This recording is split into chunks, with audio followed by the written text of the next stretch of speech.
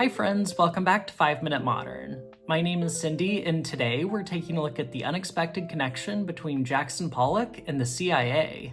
Our story begins in 1917, when the communist Bolsheviks overthrew the Tsarist government of Russia to create the Soviet Union. The newly installed People's Commissar of Enlightenment, Anatoly Lunacharsky, called on the nation's artists to rise up and support the new regime with their artworks. And a number of avant-garde artists rushed to meet the call. Artists like Kazimir Malevich, Lyubov Popova, and Vladimir Tatlin drew inspiration from flourishing avant-garde movements in Western Europe, like Cubism in France or Futurism in Italy. But they pushed their own work even further as they developed new theories of art. Popova, for example, developed what she termed painterly architectronics, in which the interplay of light between different planes of color was intended to mimic the effect of light on Russian architecture. Though Popova and her colleagues clearly sought art styles that spoke to the populist concerns of the Soviet government, their work was not received well by those in power.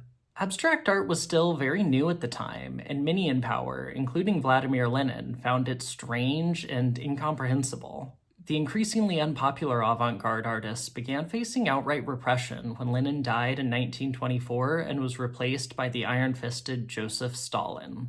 Stalin worked to consolidate his power through a series of show trials and campaigns against his political adversaries. At the same time, he promoted socialist realism, a manner of painting characterized by idealized portrayals of socialist leaders and themes in a realist style. For Stalin, socialist realism was the only valid form of art. Abstract artists like Popova, Malevich, and Tatlin were declared bourgeois and officially banned from showing their work or even from buying art supplies. Malevich even faced beatings and harassment from the KGB. He and the other avant-garde artists died in poverty as the Soviet Union carried out a repression of modernism matched only by Nazi Germany. Meanwhile, in the United States, artists of the 1930s gravitated towards their own form of social realism naturally in response to the Great Depression. However, with the dawn of World War II, many of Europe's leading avant-garde artists fled to the United States, influencing a new generation of American artists with ideas like abstraction and surrealism. As the war ended, the abstract expressionist generation, led by action painter Jackson Pollock, came to dominate the New York art scene. Politically, Pollock and many of his abstract colleagues were staunch leftists.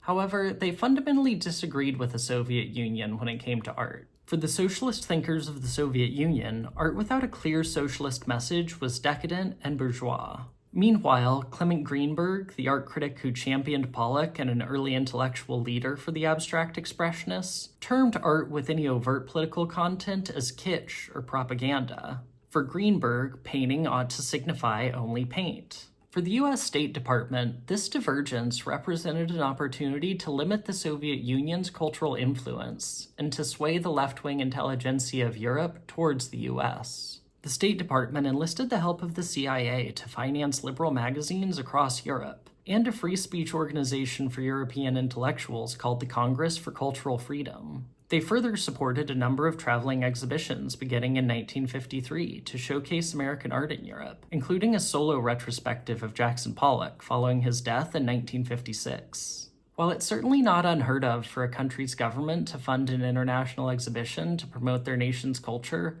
it is unusual for that country's intelligence services to get involved. But the CIA had specific goals for these exhibits. They hoped to showcase the freedom available to artists in the US as a counterpoint to the repression in the Soviet Union. In the US, artists were free to paint whatever they liked, even abstract work that could be read as totally apolitical. Now, it's worth mentioning that although the CIA funded the international legs of these exhibitions, the exhibitions were still organized and curated by art historians in the US who saw real value in the work. The Jackson Pollock exhibition, for example, was initially organized by MoMA in New York. The CIA played no role in promoting abstract expressionism in the US.